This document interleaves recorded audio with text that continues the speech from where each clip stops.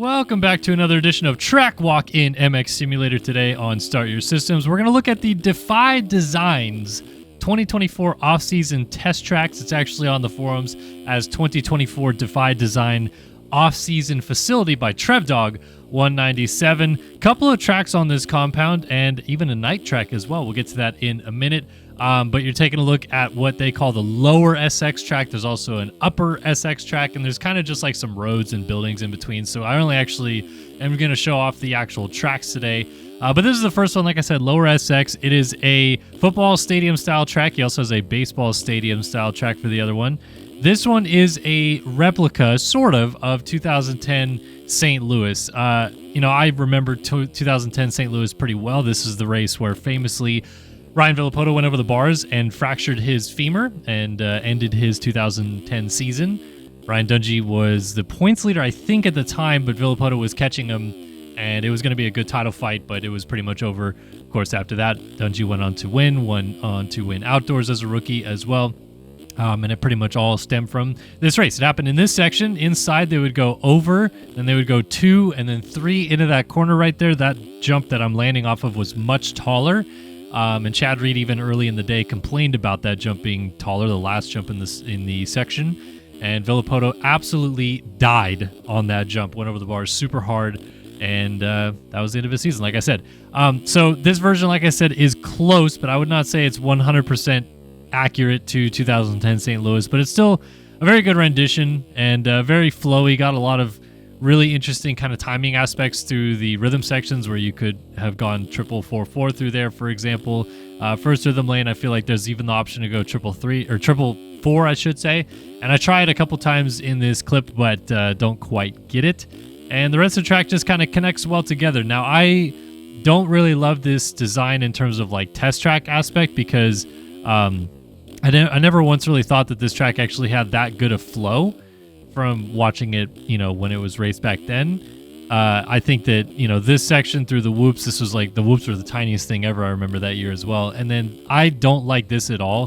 Now in real life, they actually had it so the inside in this off camera was kind of usable, but doubling to the outside, doubling back across, like I just feel like that entire section is extremely one line, even though I know they're trying to differentiate things just a little bit with that section. But I don't know.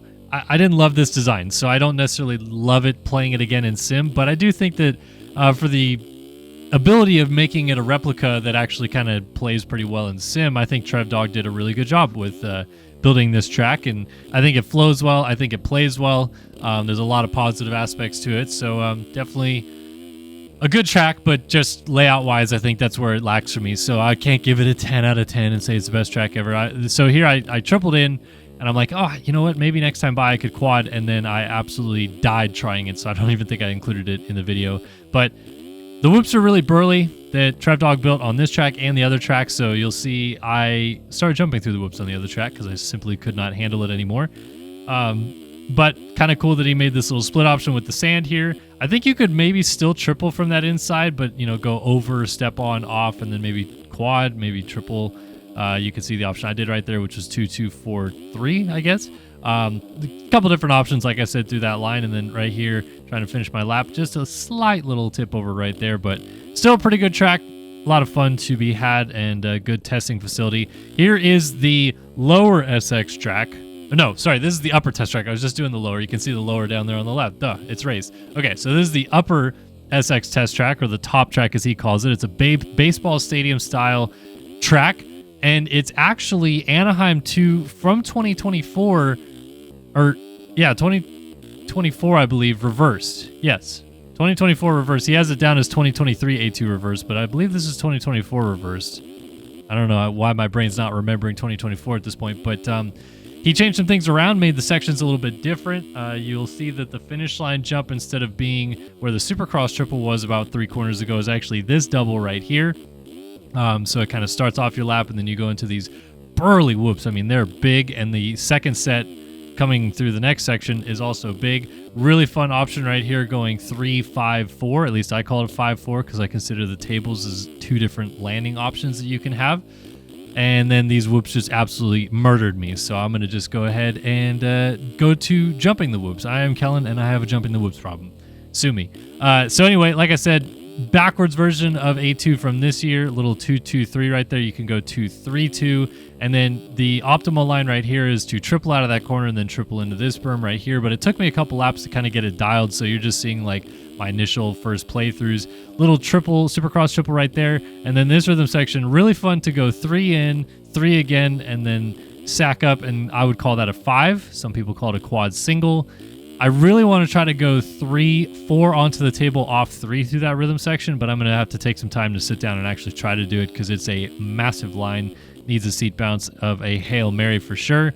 And here we go. Now we're jumping the whoops after the finish line jump, and then I think I mess up this rhythm section right here, so we just go on, off. No, actually I went over again, but then just 2-2.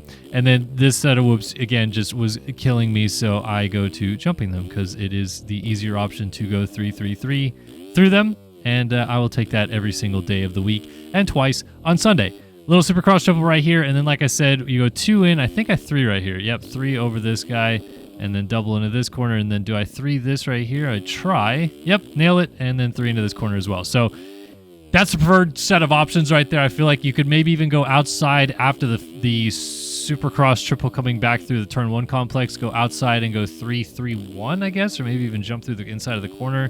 I feel like this option right here of 3-3-5-1 is pretty standard through that rhythm section. But I'd say overall, this track compared to the lower SX, the 2010 St. Louis replica, this track I think has better flow.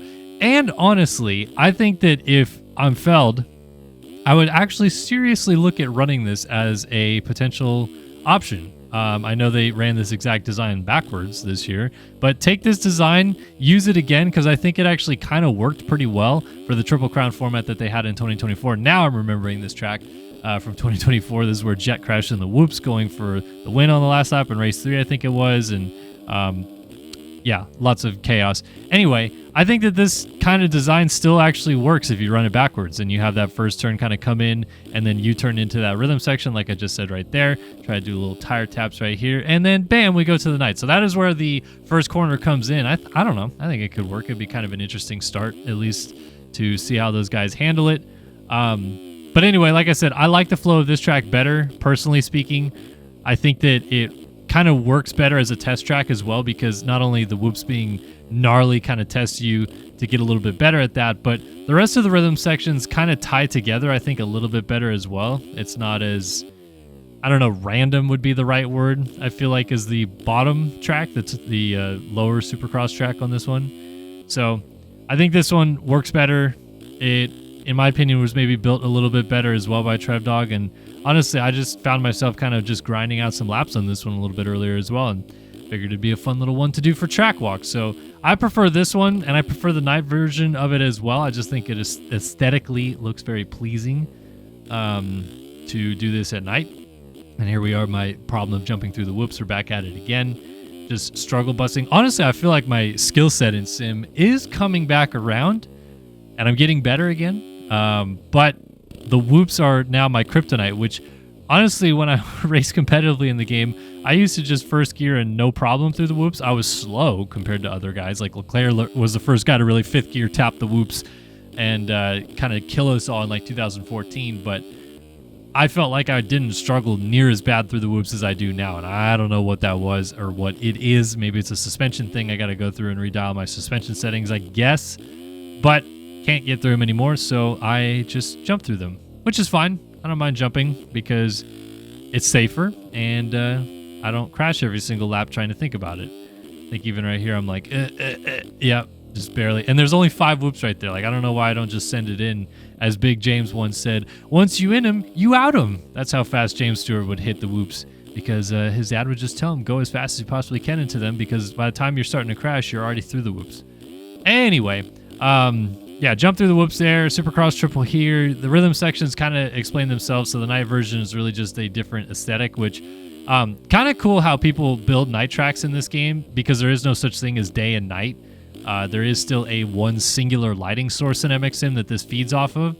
So what they do to make it nighttime is they take everything around the facility and darken it. So like all the decals on the ground are like black instead.